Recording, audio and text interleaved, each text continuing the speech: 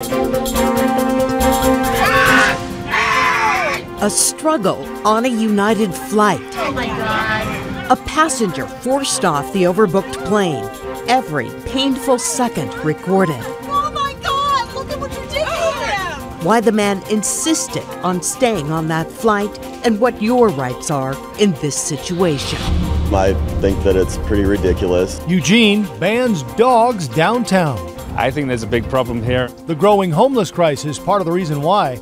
The violent attack that contributed to this extreme measure. 3 nights with no power. And they said it was really backed up. Trees on top of homes. The impact of Friday's brutal wind lingers. What frustrated homeowners should be doing now.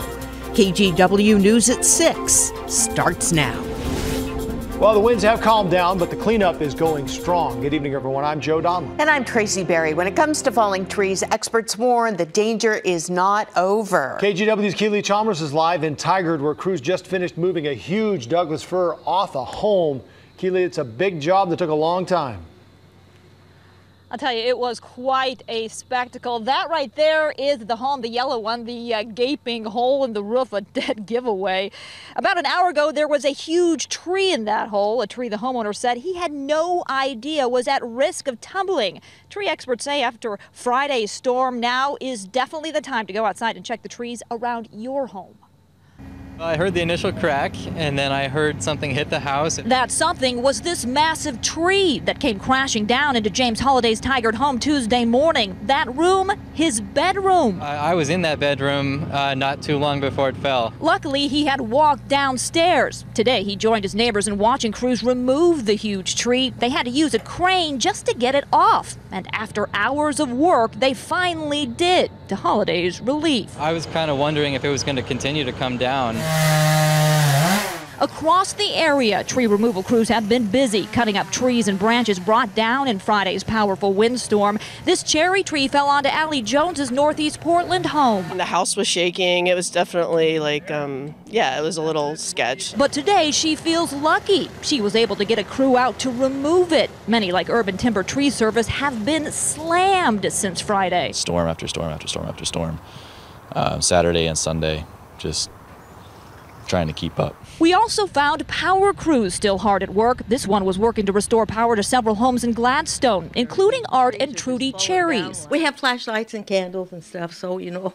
The Cherries had been without power since Tuesday morning. A propane heater on the back patio and lots of blankets helping them stay warm. It's going to be over, so that's a good thing. But experts warn the dangers may not be over. Those trees still standing around your home may have been weakened or perhaps split in the storm and could still come down. I would urge people just to go look at their trees, see if they find something out of place, and if they think there's even a chance that something would come down, then call an arborist.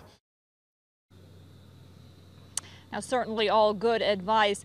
At one point, we're told more than 250,000 PGE customers were without power because of this windstorm. Tonight, at last check, 200 people are still without it, but PGE says crews will be working around the clock to make sure all that power is turned back on.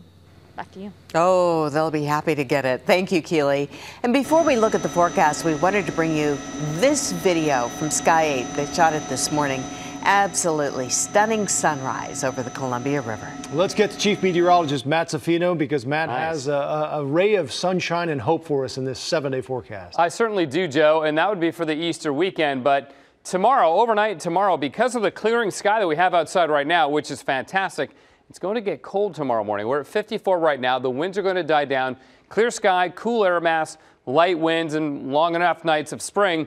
Temperatures will be dipping into the 40s here in Portland, but that's for the city. You get away from the close-in neighborhoods, it'll be a good 7 degrees colder than that, so down around 31, 32, and that means frost and some areas of fog for tomorrow morning. So gardeners, if you've got some early starts out there tomorrow morning, be one of those mornings where they may need protection, especially if you don't live in the city proper. There are the low temperatures for you as we go forward. It'll turn into a nice afternoon. And then, as Joe mentioned, we've got a major glimmer of hope as the Easter weekend is looking like one of the best weekends, if not the best weekend of the year so far. More on that later, guys. Back to you.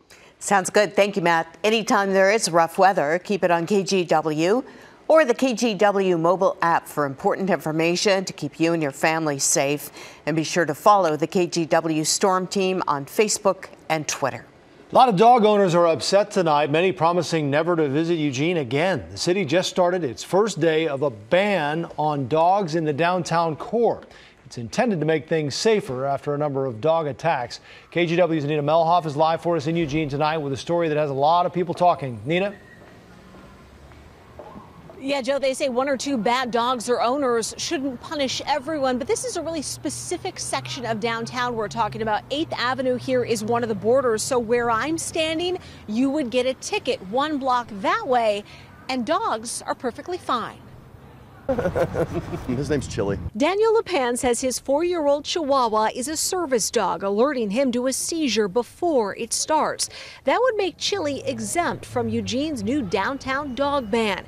Until November, this 12-block radius is a no-dog zone, except for police dogs, those who live and work in the area, and service animals. That's also really ridiculous when you can have dogs everywhere else in town. I think it's just a matter of people being able to control their dogs and having licenses for their dogs or something like that, and not make it a whole huge deal for everyone who has dogs. The city council passed the ordinance last month after several violent attacks. We had a library employee who was walking her dog.